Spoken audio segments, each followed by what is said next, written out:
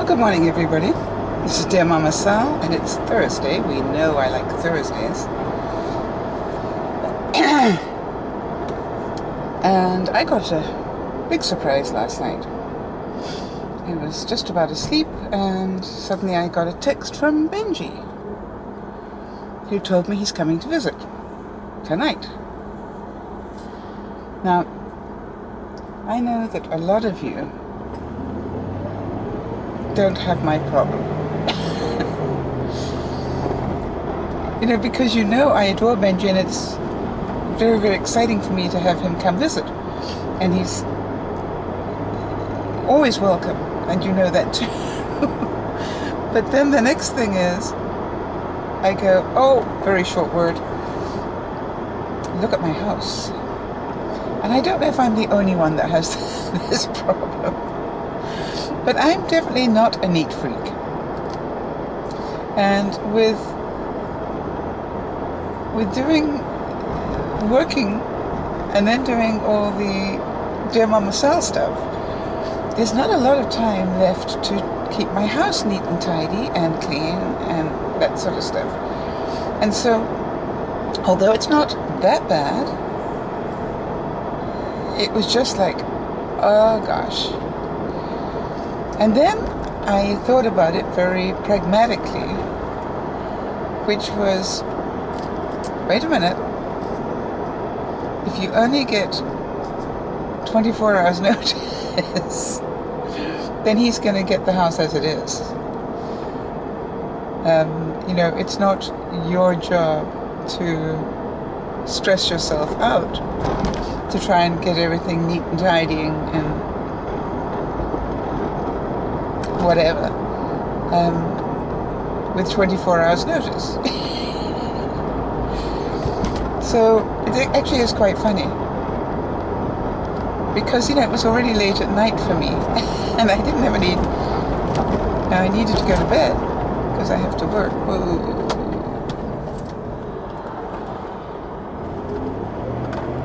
This guy just suddenly decided to turn left.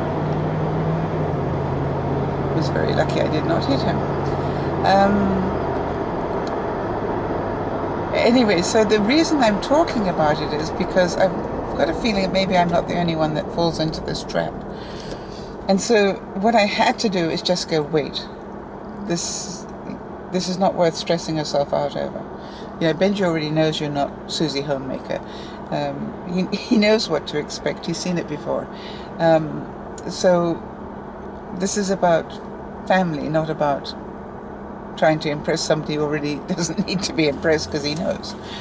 But I really did want to talk about it because I'm probably not the only one that does this to themselves. Now, it actually is interesting that this has come up in the same week as we've been talking a little bit about procrastination in different ways. Because you understand this is partially to do with procrastination. Because I did work really hard this weekend at making a mess and then trying to tidy it all up, as opposed to, well, I'll leave it because I'm going to continue next weekend, which is the way I'm inclined to do it. And I managed to get half my dining room table cleaned, which is better. The other half doesn't look so swift, because it's still got paint from painting the kitchen doors and stuff like that. But I had to sort of smile and go, okay, this is where procrastination comes and bites you in the butt.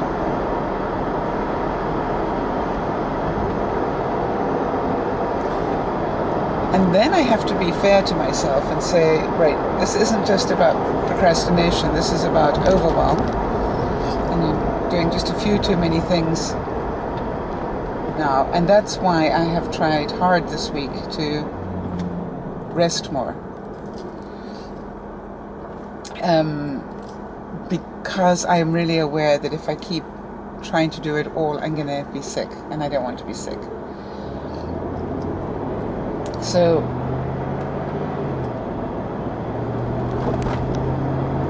I've been working really hard at just coming home, making a decent dinner for myself, and then resting. But it was so cute, I didn't tell you. When I got home last night, and I should have taken my camera out, rats, why didn't I? When I got home last night, there were 2 vases of flowers, big vases of flowers, outside my front door. Now, you all know I love flowers. And I'm thinking, what? And as I got to them, there was a note under one of the vases, and it said, "Hi, Sal. We're off on vacation for a few days. Thought you'd enjoy these." And signed by all my neighbors, and my neighbors' family, you know, the husband, the wife, and the child. How nice of them. Didn't throw them in the garbage, just thought Sal might enjoy them. And they were right. So how neighborly is that? Really nice. Thank you so much. So it's just like, you know, an act of kindness, which I love when people do that. Of course, this morning as I came down the stairs to get to the car, I found that a lot of those flowers had dropped their petals up the staircase. And they're still there. So it's one thing I've got to do quickly when I get home tonight from work. Or not. Get Benji to do it instead.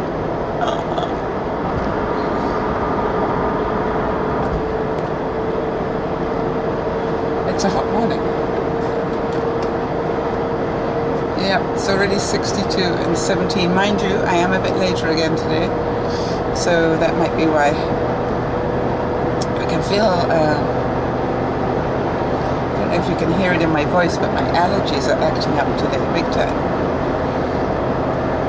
I don't know why, but they are, so I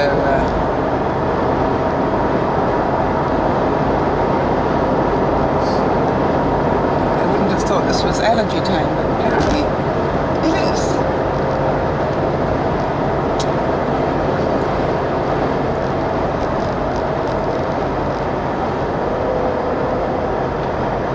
So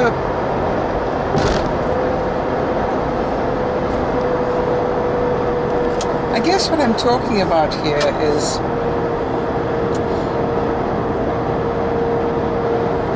it takes a lot of stress off yourself if you have less stuff and keep it tidy. And place for everything and everything in its place. I tried desperately hard to create that, and I failed. It's amazing. I have so much stuff that I need to throw away, and I don't do it. And I keep sifting through it and putting it into boxes instead of throwing it away. So, depending on what Benji's up to, I might get him to help me in that, because he's really good.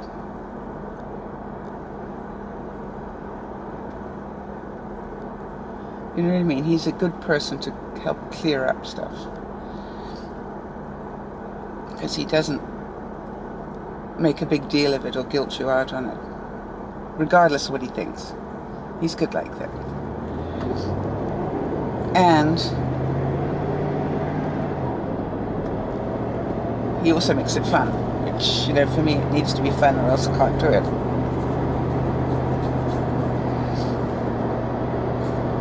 But obviously I'm going to get a really good month of seeing Benji and Judy this month, because I get to see them this week, and then next week, I think, is it next week that they have the meet and greet? Soon? I'll find out tonight. And then I'm going to see them again for the 1-year anniversary of Dear Mama Sal. So, wow. That's going to be really exciting stuff.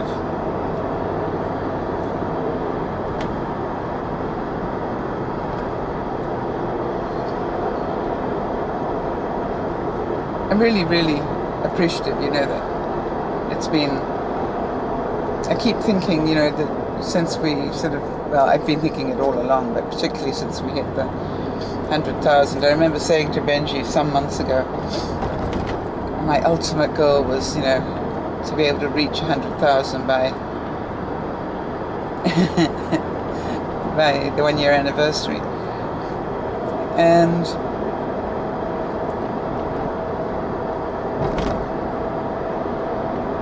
I mean, he was way before he even went to Ireland, so that was quite a while ago. So I am very, very, very appreciative that they actually, I don't know if you remember, but Anna in Ireland gave a mention of DearMamaSal, and while they were there, and that tiny little thing that she said just had an incredible impact on views, and I really was amazed, and I love that.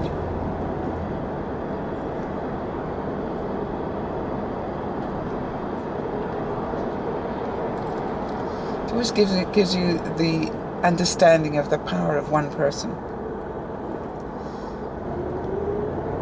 You thought about that, the power of Judy.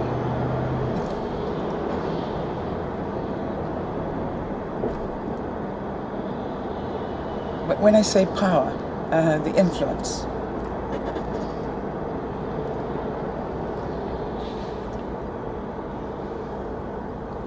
And it's just so amazing to see how incredibly well they have done.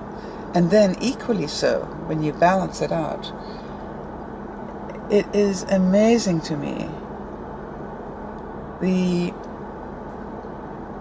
number of haters that they can have.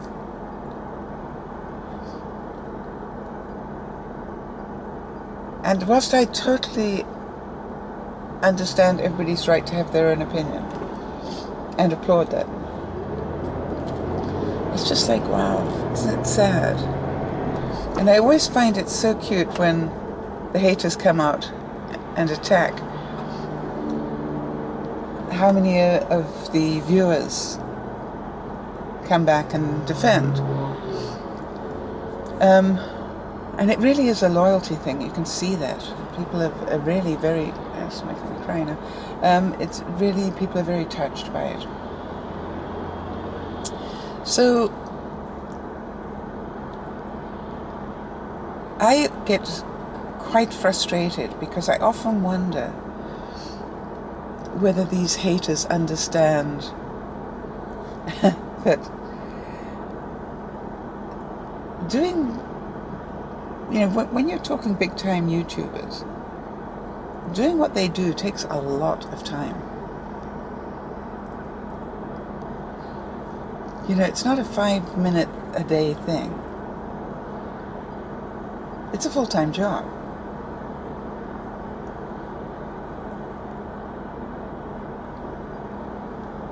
Even though what you see might be half an hour or whatever, it is a full-time job. And the reason it's a full-time job is because you're either organizing and editing, or you are, for example, the reason Benji is coming up now, today, is to organize ready for the meet and greet. And that's going to take a bit of time out of his life, maybe a couple of days. And people don't see that. That it's all marketing, if you like. It's all part of the deal. And it's two people it involves, not just one. I look at Anna and her husband. They work hard at what they do, as well as have a baby and 6 dogs or whatever it is, you know, it's, believe you me, it's harder than a lot of people seem to think. And it takes a lot of dedication. I am certain there are many days when they would much rather not do anything to do with being up on camera or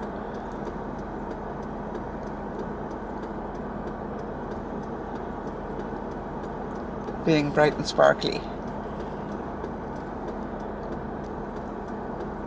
And so I think it's really sad, but it is life. And I think that's the interesting part of it. It is life. Doesn't matter how hard you work, whatever you do, how beautiful you are, how good you are at what you do. Somebody out there is going to hate you.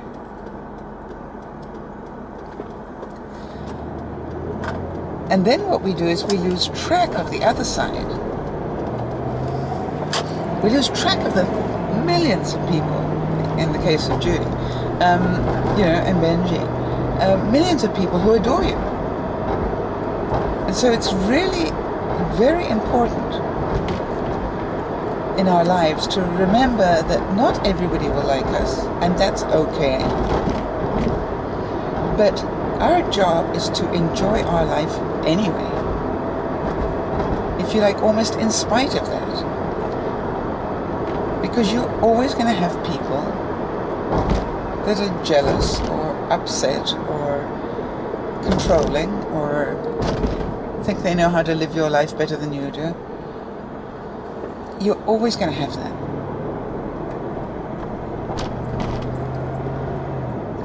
And if we allow those people to rule our lives, we will do nothing. We won't take any risks. We won't live life on our own terms. I think one of the most dangerous things you can do is bring up a baby on YouTube. When I say dangerous, it's because everybody has an opinion. You know, you wrapped her up too tightly, you didn't wrap her up tightly enough, you did, you know, you fed her this too early, you didn't feed it early enough, you should have breastfed until this age, oh, you shouldn't have breastfed.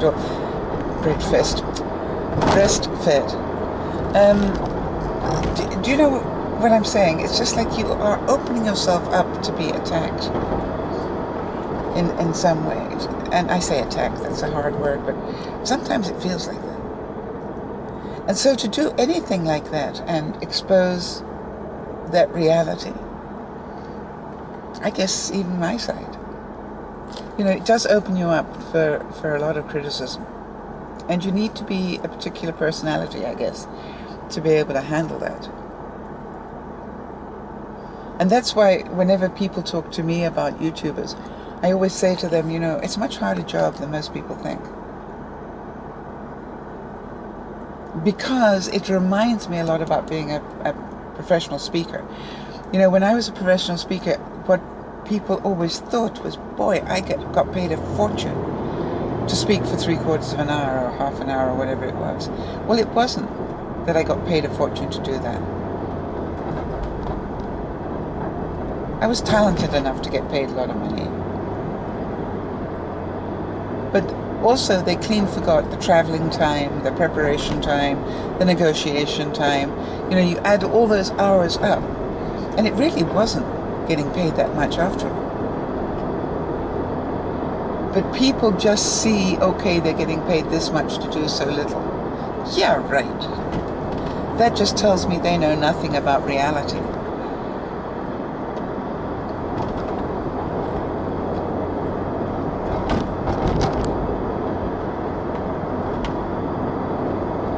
And I just want to give a heads up again to Happy Heart, who was the one person, as you know, who sent me back a comment to say that she was challenging herself to write a letter. She wrote to me last night to tell me that she got halfway through it, which is great, which means that she started it and is well on the way to finishing it. Give you absolute bonus point there. I think it's wonderful when you challenge yourself like that. Really great.